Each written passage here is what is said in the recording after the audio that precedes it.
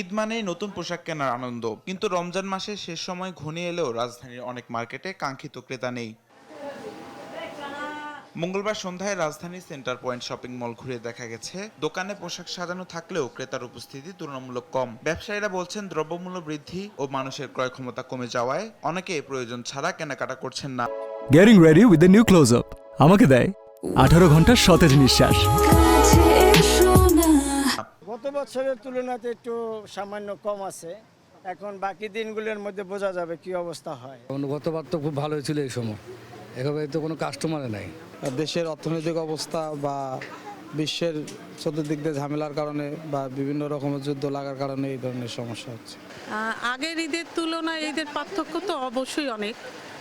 এক আর দ্বিতীয়ত হচ্ছে আগের মতো ওরকম বেচাকেনা আসলে নাই এখন। ক্রেতারা বলছেন সবকিছুর দাম বেশি, তাই এবারের ঈদে খুব বেশি কেনাকাটা করা যাচ্ছে না। এখন তো আসলে কিনা হয় নাই, তো কিনলে বুঝতে পারবো আর কি দামাদামি করে। পছন্দের তালিকায় মূলত ইন্ডিয়ান পাকিস্তানটাই আসলে বেশি পছন্দের হয় আর কি।